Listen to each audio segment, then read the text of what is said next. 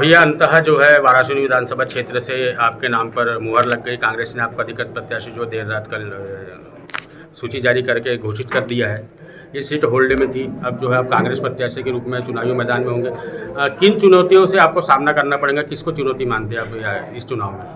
चुनौती में 20 साल का भाजपा का कुशासन, हम चाहते हैं कि सुशासन आए।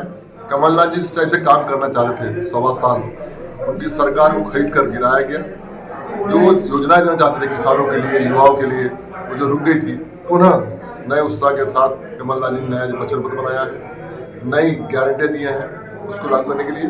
और हमारे क्षेत्र में जो माहौल है माफिया राज का, दबाव का, प्रेशर का, उसको खत्म करने के लिए हमारे चाहते हैं युवा को रोजगार मिले।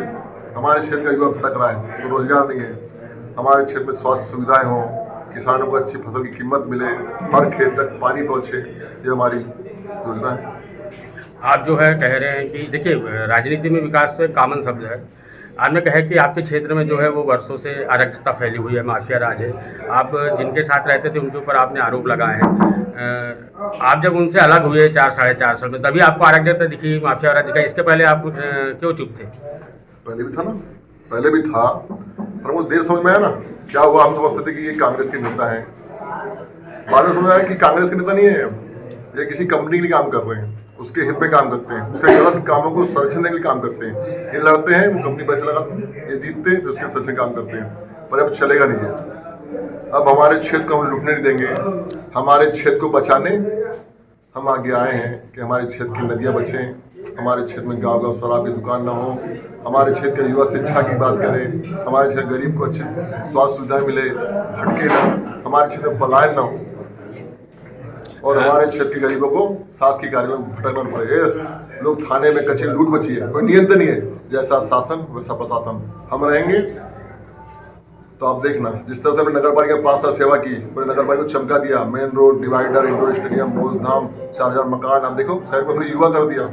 ऐसी जिस तरह शहर चलो हमको मौका दिया, यदि ग्रामीण क्षेत्र को मौका देंगे, पूरे 90 पंचायत में हम अच्छा माहौल बनाएंगे, अच्छी सेवा की राजनीति करेंगे, हम सेवा की अच्छी साफ सुथरी राजनीति करेंगे। जिनके कारण आपकी जो है टिकट होल्ड में थी, क्या वे अभी आपके साथ है कि वो अभी भी मतलब अगेंस्ट में आपके और भीतरघात की संभावना है? टिकट किसी कारण नहीं थी होल्ड में। इस बार कमलनाथ जी सरकार बनाने के लिए एक सीट पर सर्वे कर रहे हैं। 4 सर्वे गए थे, क्योंकि वाराणसी में कमलनाथ जी के विशेष ध्यान है। कारण ये था कि वो किसी भी स्थिति चाहते थे कि जिससे मुझे धोखा दिया वो हारे, इसलिए चयन करने में टाइम हुआ। उनका चयन हुई था कि जनता के पसंद का व्यक्ति आए।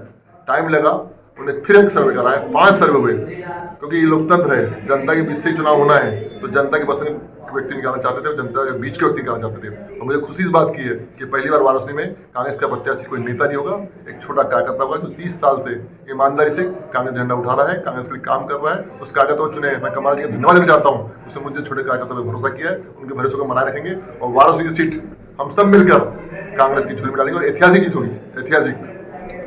आप चुनौती नहीं मानते?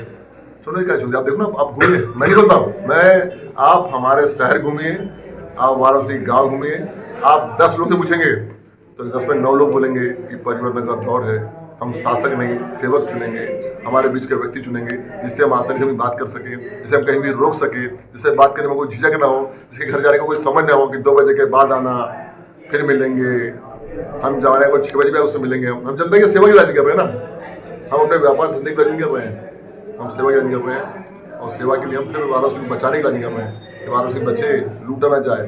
ये वीरों की नगरी है, 91 फ्रीडम फाइटर थे यहाँ, उनकी नगरी को बचाना ही संस्कारधानी है। इसके साथ खिलवाड़ किया जा रहा है, या यूपी का माहौल बनाया जा रहा है। इसके बाद देखा मैं क्या क्या हुआ, तो बहुत चीज करने ज़्यादा यहाँ पुनरावृत्ति ना हो, साफ सुथरी राजनीति हो, सुशासन हो, इसलिए हम आगे आए हैं और हम सब साथी मिलकर वाराणसी में कांग्रेस का विधायक बनाएंगे और कमलनाथ जी का हाथ मजबूत करेंगे।